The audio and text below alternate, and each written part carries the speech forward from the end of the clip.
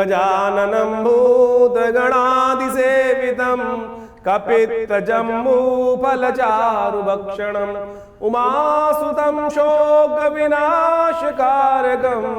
नमामि विघ्नेश्वर पादपंकजम्।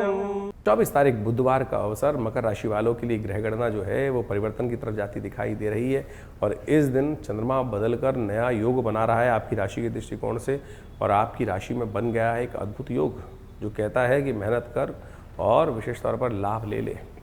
जैसे आपकी राशि में विशेष तौर पर योग बना हुआ है। कई बार हम कहते हैं हम जो मेहनत करते हैं पता नहीं कहाँ चली जाती है, मेहनत बहुत करते हैं लाभ नहीं मिलता। इन दिनों आपकी राशि में ऐसा योग बना हुआ है कि मेहनत बेकार जा ही नहीं सकती है, तो इसलिए आप जितनी मेहनत करोगे जितना चलोगे उतना लाभ प्राप्ति के योग बनते दिखाई दे। भटकना बंद करना पड़ेगा। इन दिनों आपकी राशि के दृष्टिकोण से ऐसा योग बन रहा है कि आप कहीं ना कहीं मन में पैर में चक्कर कहीं ना पड़ रहा है, मन में कहीं ना कहीं शंकाएं पड़ रही हैं। कारण है कि राहु का प्रभाव आपकी राशि में बड़ा विचित्र बना हुआ है, वो कहीं ना कहीं भ्रम की स्थिति उत्पन्न करता दिखाई दे रहा है। सामने वाला भी आपसे थोड़ा भ्रमित हो सकता है, ऐसा योग बनता दिखाई दे रहा है, तो उसको बदलना पड़ेगा। उसके लिए कुछ ना कुछ उपाय करना पड़ेगा। भैरव जयंती है, कोशिश करें भगवान भैरव से प्रार्थना करें, इस भ्रम से निकालने का प्रयास करें।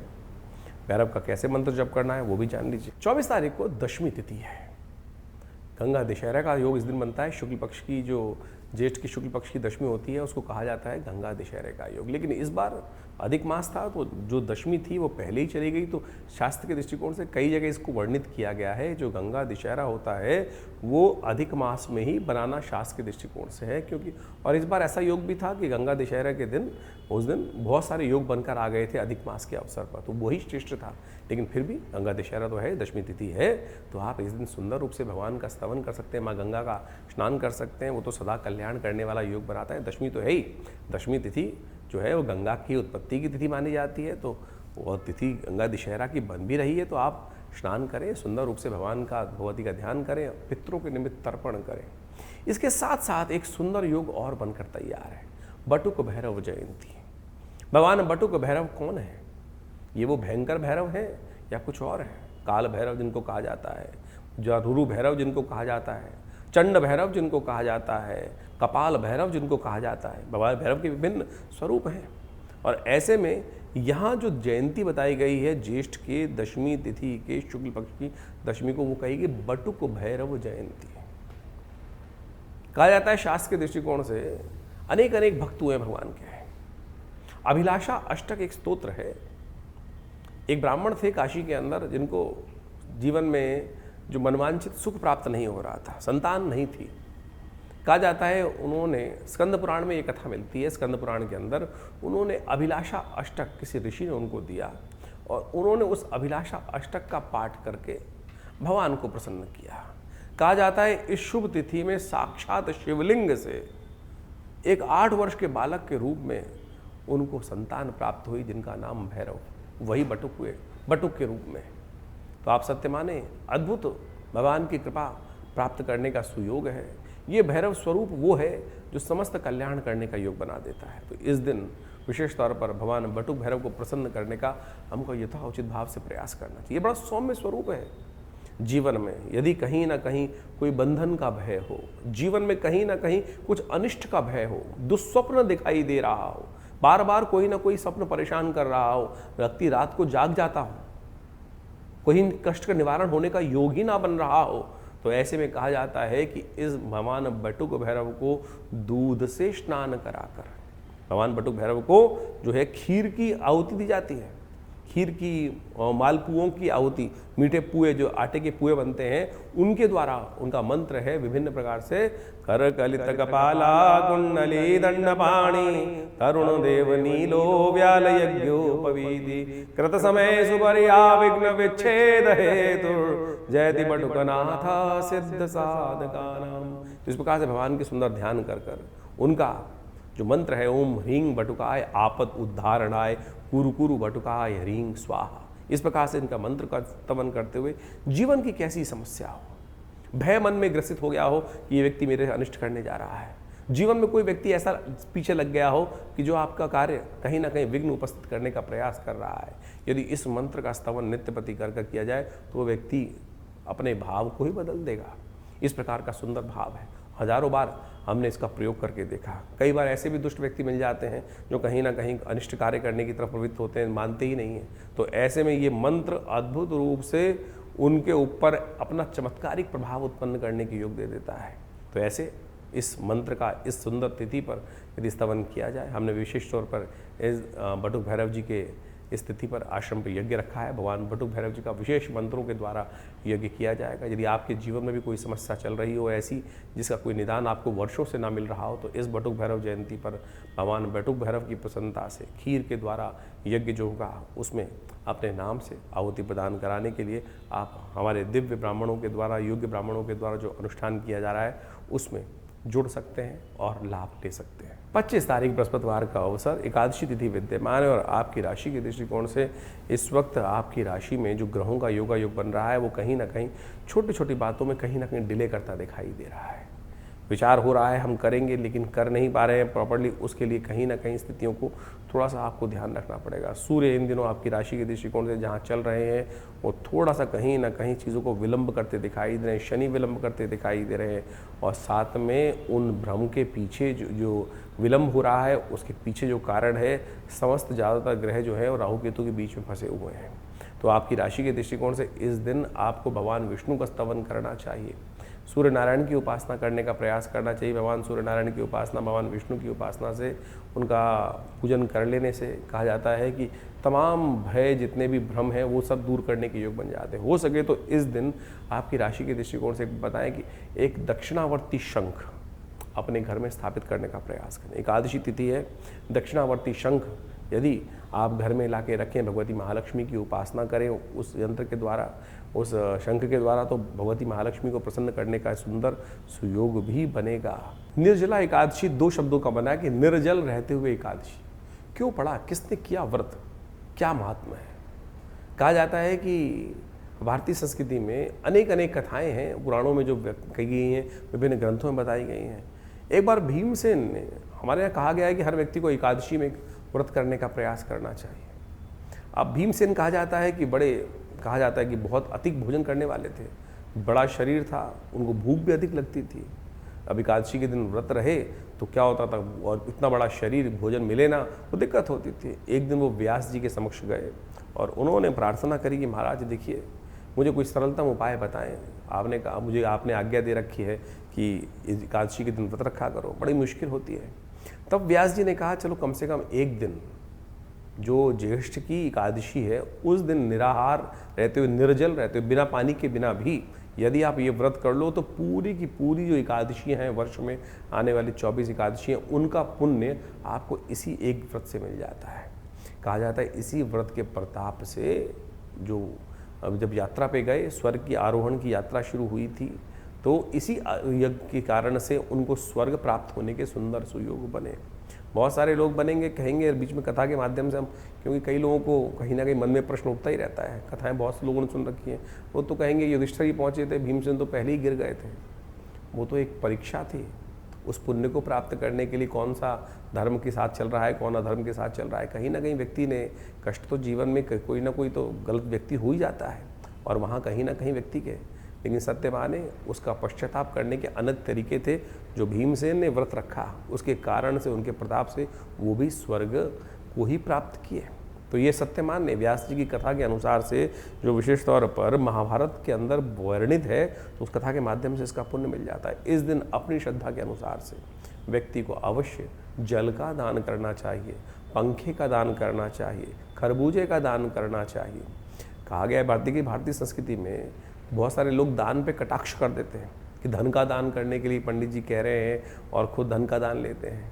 शास्त्र तो कहता है पत्रम पुष्पम फलम तोयम, भगवान को तो जो भी इनमें चीज़ों को कर दो, जल तक का दान शास्त्र में वर्णित है और सबसे श्रेष्ठ दान जल का दान ही कहा गया है।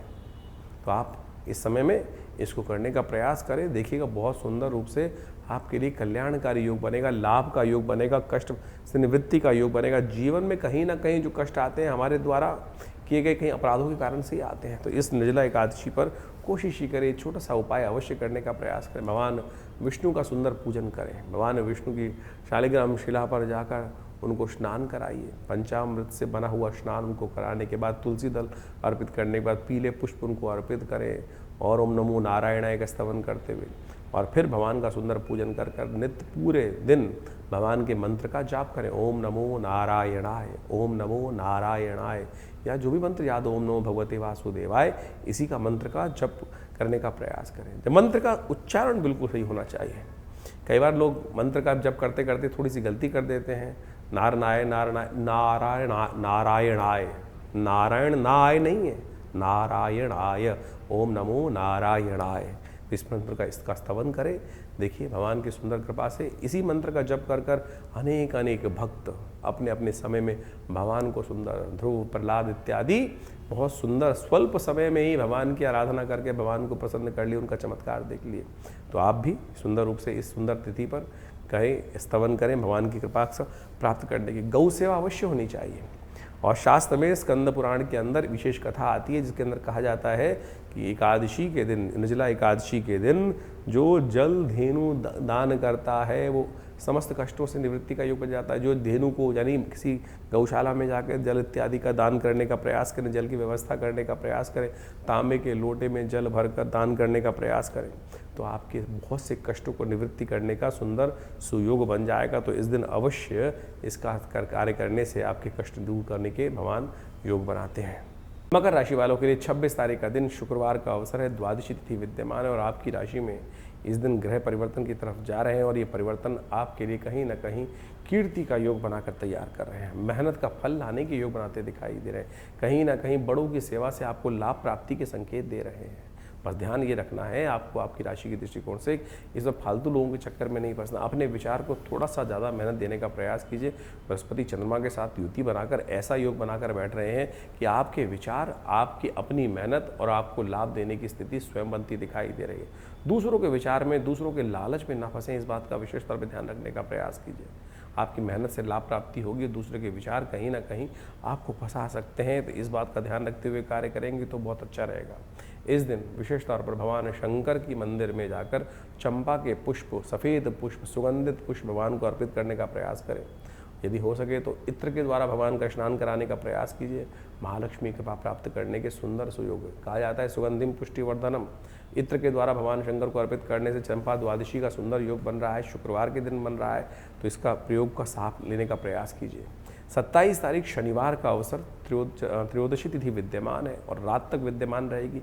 इसी कारण से शनि प्रदोष का योग बनता दिखाई दे रहा है और आपकी राशि में इस वक्त शनि भाग्य के सामने बैठे हुए हैं।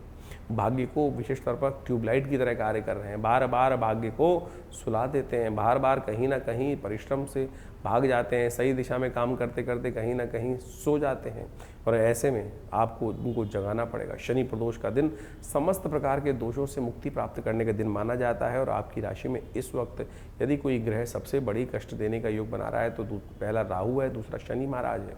तो उन दोनों को ठीक करने के लिए सबसे अच्छा अवसर है जो शनि प्रदोष का योग बन रहा है। हो सके तो भगवान शंकर के मंदिर में जाकर भस्माभिषेक और तेलाभिषेक करने का प्रयास कीजिए और राहु और शनि बिल्कुल सही रास्ते पर आ जाएंगे भगवान शंकर की कृपा से, क्योंकि भावी मेट सकें त्रिपुरारी, भगवान शिव की कृपा से समस्त अनिष्ट दूर होने के योग बन सकते हैं। सीधे साधे उपाय, हींग लगे ना फिटकरी रंग चौका होगा। आमतौर पर पता नहीं आप कौन कौन से लाखों रुपए खर्च कर कर यंत्र नग इत्यादि धारण करने के चक्कर में फंसे रहते हैं, या सीधे साधे उपाय जो पौराणिक मत से बता रखे हैं उनको करने का प्रयास करें। और साथ साथ पुराणों में तो इन सब चीज़ों को कथा बताते हुए टेस्टिमनीज भी दी गई हैं, किसने किया, कब किया, कैसे लाभ प्राप्त किया। तो केवल आपके विश्वास करने की देर है। और इस वक्त आपकी राशि में जो योग बने हुए हैं वो थोड़ा सा अविश्वास उत्पन्न करते हैं, हर चीज़ में शंका, हर चीज़ में कहीं ना कहीं परेशानी के आप जो हैं विश्वास करते नहीं हैं। और कहा जाता है, पुरानी बात है कि जब विश्वास नहीं करोगे तो फिर शंका उत्पन्न करोगे तो शंका ही प्राप्त होने के योग बनेंगे। इसलिए इस मोह को त्यागो और शंका को त्यागो, भगवान पर विश्वास करो, सही मार्ग पर चलो। ये शनि अपने आप सुधर जाएंगे आपकी राशि के दृष्टिकोण से। शनि प्रदोष का एक ऐसा दिवस है कि जो शनि जब त्रयोदशी शाम को पड़ जाए तब ऐसे में प्रदोष योग बना होता है और शनिवार के दिन पड़े तो शनि प्रदोष बन जाता है। शास्त्र के दृष्टिकोण से शनि प्रदोष में कुछ खास उपाय यदि कर ली जाए तो वो बहुत कल्याणकारी होते हैं। किन्हीं की व्यक्तियों की राशि में यदि 7.5 चल रही है, ढैया चल रही है, शनि की महादशा अशुभ चल रही है, अंतरदशा इत्यादि चल रही है, तो ऐसे में शनि को मनाने के लिए अवश्य कुछ ना कुछ उपाय अवश्य कर लेने चाहिए। समय समय पे जो प्रभाव है, कई बार समय जो होता है वो साधारण होता है और कई बार समय बड़ा सुंदर सुयोग लेकर आता है। सुंदर सुयोग ऐसा लेके आता है कि छोटा सा कर्म भी बहुत बड़ा लाभ देने के योग बना देता है। तो ऐसा ही एक योग बनकर तैयार हो रहा है शनि प्रदोष का। तो इस शनि प्रदोष पर क्या करना चाहिए आपको? शनि प्रदोष पर विशेष तौर पर शनि को प्रसन्न करने के लिए भगवान शंकर का तेलाभिषेक करना चाहिए। तिल का तेल लेकर भगवान शंकर पर ओम शन्नो देवी रविष्ट्रयापो भवन्तु पीतये शन्नो रविष्ट्रवन्तु नः, इस मंत्र को यदि संपुट लगाकर यदि आप विशेष तौर पर रुद्राष्टाध्यायी के मंत्रों के साथ इस संपुट युक्त मंत्र से यज्ञ अभिषेक करें, यज्ञात्मक जो अभिषेकात्मक यज्ञ करें, तो कहा जाता है भगवान शंकर की कृपा से आपके बहुत से कष्ट निवृत्त करने के सुंदर सुयोग बन जाते हैं। तो इस तिथि का लाभ अवश्य लेने का प्रयास करें, क्योंकि शनि को मनाओ, सदा सुख पाओ। शनि स्तोत्र का पाठ करो। और ऐसे में एक कार्य और भी कर सकते हैं आपकी राशि के दृष्टिकोण से, जो आपके लिए बड़ा विशेषकारी लाभकारी रहेगा। शनि को प्रसन्न करने के लिए शनि का दिव्य धागा धारण करने का प्रयास करें। शनि का धागा जो होता है, यदि शनि प्रदोष के दिन मंत्र से सिद्ध कर इस शनि के मंत्रों से सिद्ध कर ओम प्रांग प्रींग प्रोंग से शनिश्चराय नमः इसको धारण कर लिया जाए, तो कहा जाता है शनि के तमाम दोष, चाहे 7.5 में चल रहा हो चाहे कुछ भी हो, रक्षा कवच की तरह कार्य करता है। शनि जो विभिन्न राशियों में विभिन्न प्रकार के प्रभाव उत्पन्न करते हैं, तो यदि शनि का ये धागा पैर में बांध लिया जाए शनि के मंत्र से जप करा हुआ, तो व्यक्ति की चाल बिगड़ती नहीं है, क्योंकि शनि सबसे पहले जो प्रभाव उत्पन्न करते हैं वो चाल ही बिगाड़ते हैं। जब चाल बिगाड़ते हैं तो फिर धीरे धीरे सब शरीर भी विकार हो जाता है और स्थिति भी खराब हो जाती है, मन भी विकार युक्त हो जाता है, बुद्धि भी विकार युक्त हो जाती है। तो अपनी चाल को सुधारने का प्रयास करें। शनि के मंत्र से सिद्ध किया हुआ ये धागा अवश्य धारण करने का प्रयास करें।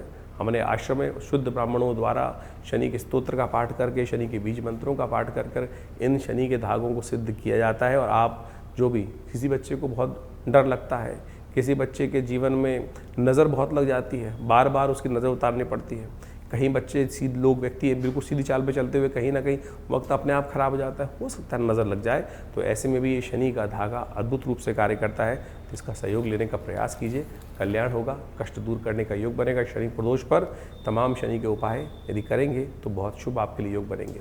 28 तारीख रविवार का अवसर मकर राशि वालों के लिए जो ग्रहों की स्थिति बनी हुई है और लगातार आपकी राशि के दृष्टिकोण से बृहस्पति दृष्टि डालकर लाभ वाले स्थान पर चंद्रमा पर डालते हुए कहीं ना कहीं स्थिति को अच्छा करते दिखाई दे रहे हैं। तो इस वक्त आवश्यकता है आप तुरंत कार्य करने का प्रयास कीजिए, चीज़ों को सही से रखने का प्रयास करें, अपने विचार के अनुसार चलने का प्रयास करें और अपने विचार पर चलकर आप बंद दरवाज़ों को खोलने की स्थिति उत्पन्न कर सकते हैं। सर्वार्थ सिद्ध योग है, ग्रह बहुत पॉजिटिव स्थिति में है, उनको आपको करने का प्रयास करना चाहिए, सही दिशा में लाने का प्रयास करना चाहिए।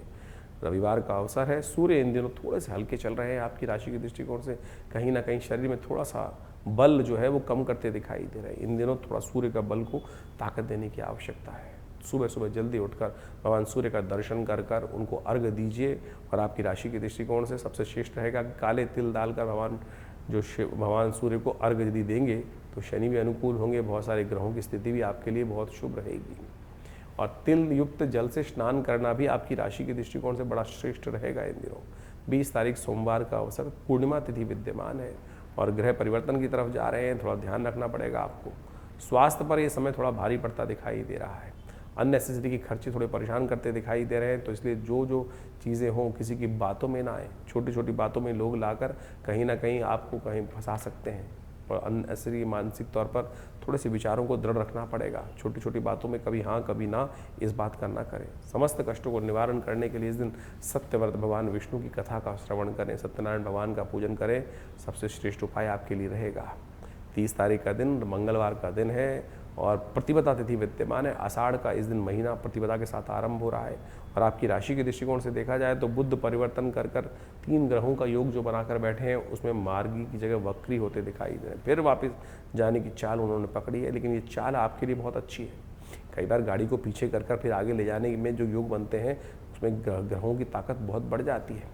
इस वक्त ये बुध का परिवर्तन कहीं ना कहीं आपकी बुद्धि के जाल को बहुत अच्छे से बुनता दिखाई दे रहा है और उसका लाभ आपके लिए बड़ा अनुकूल बनता दिखाई दे रहा है। चीज़ों को सही से समझकर उनको पूरा फिर दोबारा से करने के योग, फिर दोबारा से कहीं ना कहीं उन चीज़ों को दोबारा चाल चलने का योग आपकी राशि में बनता दिखाई देगा, जो आपके लिए बड़ा अनुकूल रहेगा। इस समय में थोड़ा सा बुद्ध को ताकत देने का प्रयास करें, हो सके तो फिटकरी के को इस्तेमाल करें। फिटकरी का थोड़ा सा कहीं ना कहीं उपयोग आपकी राशि में उस फिटकरी वाले जल से स्नान कर लेने से आपके लिए कहीं ना कहीं विचारों में एक नई शक्ति प्राप्त करने का योग बनेगा। और जिस प्रकार से एलम जो फिटकरी है वो एक तरह से जीवनी शक्ति भी मानी जाती है, तो आप कोशिश करें फिटकरी का किसी न किसी रूप से प्रयोग। सबसे श्रेष्ठ प्रयोग रहेगा नहाने वाले पानी में थोड़ा सा फिटकरी डाली और उसको निकाल दिया, आपने उस जल से स्नान कर लिया, तो एक तो और ऑर्गेनिक हो गया, एक तो बहुत सुंदर हो गया। लेकिन आपकी राशि के दृष्टिकोण से बुद्ध को शक्ति देने के लिए ये बहुत सुंदर सुयोग बनाकर तैयार करेगा। तो इस प्रकार से ग्रह गणनाओं का प्रभाव आपने दिन पर दिन किस प्रकार का रहेगा अपनी राशि के अनुसार से जान लिया। लेकिन एक बात समझें, जीवन में समस्या है तो निदान भी है, और निदान भारतीय संस्कृति में हर तिथि में कहीं ना कहीं कुछ अद्भुत रूप से छिपा होता है। इस जेठ के महीने में 10वीं तिथि को एक बहुत सुंदर योग बनता है, जिसके अंदर गंगा दशहरा के रूप में भी जाना जाता है, और साथ साथ उस दिन बटुक भैरव जयंती के रूप में उस दिन को जाना जाता है। जैसा हमने आपको बताया अभी बटुक भैरव जयंती के बारे में, सत्य माने बटुक भैरव जयंती एक ऐसा अद्भुत दिवस है कि जिस जीवन में हम आमतौर पे भैरव का नाम सुनते ही लोगों के मनोमस्तिष्क में एक बड़ी भयावह सी आकृति आती है, और उसके संबंध में लोगों ने कई कई कथा विचित्र तौर पे काल भैरव के रूप में उपस्थित कर रखी हैं। रुद्र भैरव, रुरु भैरव, चंड भैरव, इस प्रकार से अनेक अनेक भैरवों के स्वरूप बताए गए शास्त्र के अनुसार से। लेकिन ये भैरव जयंती जो है वो बटुक भैरव जयंती है। ये बटुक भैरव जयंती वो जयंती है कि जिसके अंदर अभिलाषा अष्टक का पाठ कर कर एक ब्राह्मण ने भगवान शिव से प्रार्थना कर कर एक संतान को प्राप्त किया था। और कहा जाता है कि इस ज्येष्ठ मास की 10वीं के दिन में साक्षात शिवलिंग से 8 वर्ष के बालक के रूप में भगवान बटुक भैरव जी की उत्पत्ति हुई। और ये बटुक भैरव भगवान जो है समस्त अनिष्टों को जीवन में के जो है वो समाप्त करने वाले हैं, भयों को दूर करने वाले हैं। इनके अद्भुत मंत्र शास्त्र में विद्यमान है, अद्भुत प्रार्थनाएं शास्त्र के अंदर विद्यमान है। उन प्रार्थनाओं को कर लेने से कैसे भी किसी प्रकार के निकृष्ट जो उपाय जो विशेष तौर पर प्रयोग होते हैं, किसी पे कोई जादू कर दिया, किसी पे नज़र लग गई, किसी पे कोई दिक्कत हो गई, समस्त ऐसे कर्मों से निवृत्ति प्राप्त करने के लिए बटुक भैरव भगवान अद्भुत रूप से रक्षा प्रदान करने के सुयोग बनाते हैं। तो आप इस दिन अवश्य उनके निमित्त पाठ करें, भगवान का स्तवन करें। तो ऐसे ऐसे कई प्रकार के जो उत्सव आपके इस जो जून के अंतिम काल में आने वाले हैं, उसमें सब के सब अपने आप में एक अद्भुत जो कथा को लिखे उपस्थित हो रहे हैं। शनि प्रदोष, ये एक ऐसा दोष जो है प्रदोष है, यानी त्रयोदशी और शनिवार का योग बन जाए। आमतौर पर शनि को मनाओ सदा सुख पाओ, शास्त्र के अंदर लोग इस बात को समझाते ही आए हैं, और अनादिकाल से इस बात की कथाएं चलती हैं कि आपके जीवन में जो घटनाक्रम होती हैं, जो कर्म हम करते हैं, उसके अनुसार से हमारे जीवन में कष्ट या सुख प्राप्त करने के योग बनते हैं। यदि शुभ कर्म हो जाए तो जीवन में कष्ट दूर हो जाते हैं, शुभ आगमन हो जाता है, आनंद के योग बन जाते हैं। वहीं कहीं ना कहीं मनसा वाचा कर्मणा, कहीं ना कहीं किसी व्यक्ति से कुछ गलत कर्म हो गए तो उसका भोगना, दंड भी भोगना व्यक्ति जीव को ही पड़ता है, और वही शनि की दशाएं, शनि की अंतर्दशाएं के रूप में आती हैं। और ऐसे में किसी भी के जीवन में यदि कोई दशा इत्यादि अशुभ समय चल रहा हो, ढैया चल रही हो, तो ऐसे में शनि प्रदोष के दिन भगवान शिव के मंदिर में जाकर उनका तेलाभिषेक कर लेने से, आप सत्य माने शास्त्र में जो प्रमाण हैं वो अद्भुत है, इनको कर लेने से आपके जीवन की बहुत सारी समस्याएं दूर होने के योग बन जाते हैं। भगवान शिव पर कोशिश करें जो तिल के तेल से अभिषेक कर लें।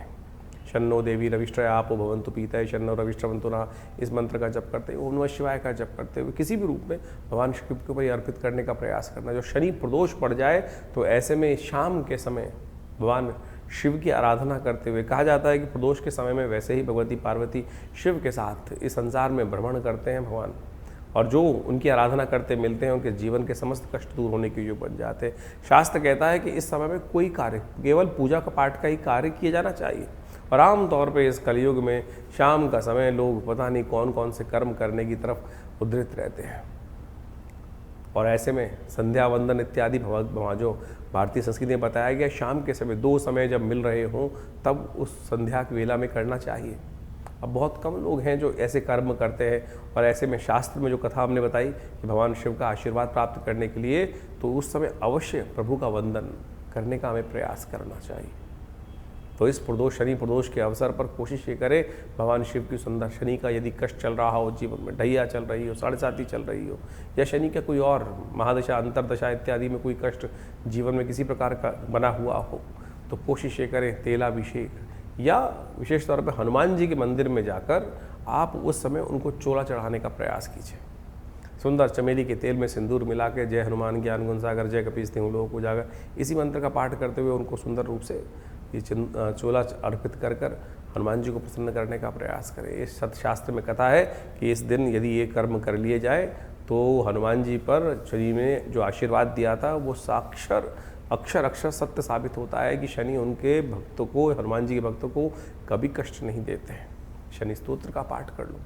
तो इस प्रकार से जो भी उपाय आपके साथ बताए जा रहे हैं उनको अवश्य जीवन में स्थान देने का प्रयास कीजिए। ये समस्त प्रकार से कष्ट दूर करने के अद्भुत योग आपकी राशि में स्वयं बनेंगे। तो इस प्रकार से आपके मन में कोई प्रश्न चल रहा हो चिंता ना करें, ये कार्यक्रम आपका अपना कार्यक्रम है। आप हमारे जो नंबर्स हैं उन पर व्हाट्सअप मैसेज भेजने का प्रयास करें, हम तुरंत कुछ ना कुछ जो भी आपकी डिटेल्स होंगी उसके अनुसार से आपको जो समस्या का निदान अवश्य देने का प्रयास करेंगे। और आपकी समस्याओं का निदान देने के लिए तो आश्रम में बहुत सारे और भी कार्यक्रम चलते हैं।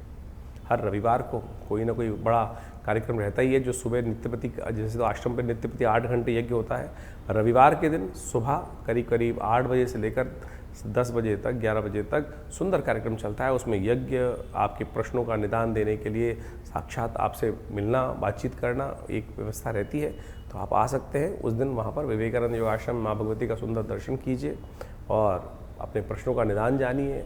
और सुंदर भंडारे में की व्यवस्था रहती है, गौ पूजा की व्यवस्था रहती है, माँ भगवती का सुंदर दर्शन रहता है। तो आप इन समस्त कार्यों में सुंदर रूप से उपस्थित होकर माँ भगवती की कृपा प्राप्त करने के योग बना सकते हैं। और आने वाले समय में तो बड़ा सुंदर योग बनने वाला है। गुप्त नवरात्रि 15 तारीख से 15 जुलाई से लेकर सुंदर गुप्त नवरात्रि का अवसर आ रहा है। और इस गुप्त नवरात्रि के अवसर पर भगवान की सुंदर वंदना अनंत श्रद्धा के साथ करने का प्रयास करें।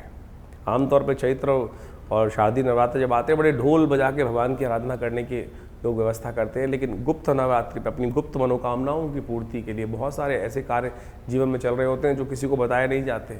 ऐसे में उन मनोकामनाओं की पूर्ति के लिए पूजा पाठ इत्यादि बड़ी श्रद्धा के साथ, दुर्गा सप्तशती का पाठ, शतचंडी इत्यादि इस समय में अवश्य करनी चाहिए। आषाढ़ की शुक्ल जो की प्रतिपदा है उससे आरंभ होकर, शुक्ल पक्ष की प्रतिपदा से आरंभ होकर जो नौमी तिथि तक, भड्डली नौमी तक ये सुंदर सुयोग रहता है। तो इसमें अवश्य भगवान के का स्तवन आप करें, माँ भगवती कृपा प्राप्त करने का योग बनाएं। तो ऐसे में सुंदर गुप्त नवरात्रि पर आश्रम पे बड़ा कार्यक्रम रहेगा, जो करीब 9 दिन तक दुर्गा जी के विभिन्न पाठ, दुर्गा सप्तशती के विभिन्न पाठ का हवनात्मक यज्ञ का सुंदर व्यवस्था रहती है।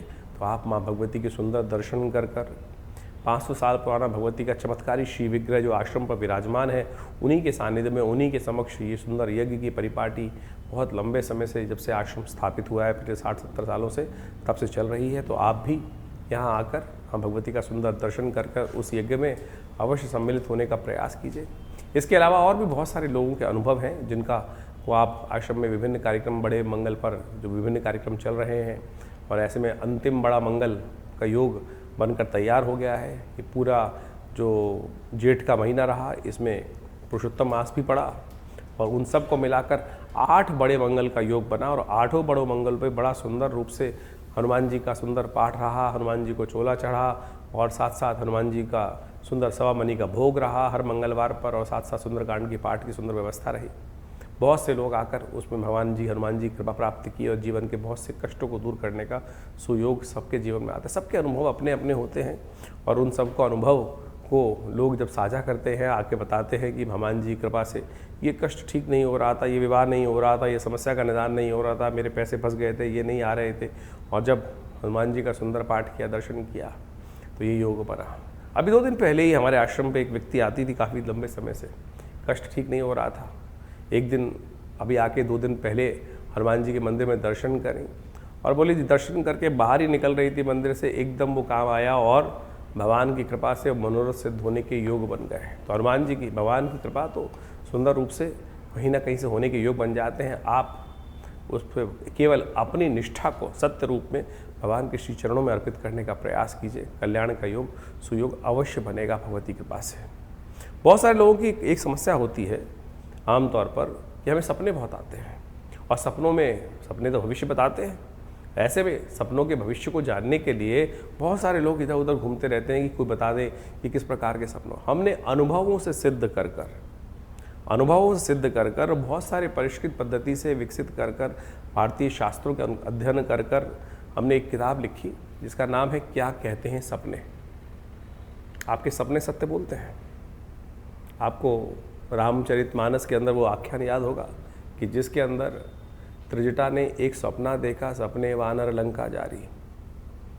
और जिस प्रकार से वो जो घटना सपने में देखी त्रिजटा ने, वो सत्य साबित हुई। बिल्कुल हनुमान जी वहीं बैठे हुए उस सपने के बारे में त्रिजटा बता रही थी और सुन रहे थे, भगवान का निर्देश प्राप्त कर रहे थे कि ये कार्य कर दो। तो सपने आपको भविष्य बताते हैं। आपके जीवन में जो सपने आ रहे हैं, क्या बता रहे हैं, क्या होने जा रहा है वो आपके सपने में। तो आप इस पुस्तक के माध्यम से उस पुस्तक का अवलोकन कर बहुत सुंदर तरीके से आपको जो सपना दिखाई दिया, आपके सपने में कुछ आया, सांप आया, आपके सपने में गाड़ी आई, आपके सपने में झाड़ू आया, आपके सपने में क्या प्रभाव क्या करते दिखाई दिए, तो यहाँ विषयांतर के रूप में हर विषय के बारे में बहुत डिटेल से बताया गया है। उस सपने का फल क्या है, और यदि अशुभ है तो उसको कैसे निष्क्रिय करना है, कैसे उसको खत्म, उसका प्रभाव को शून्य करना है, और यदि शुभ है तो उसके प्रभाव को कैसे और बढ़िया करना है।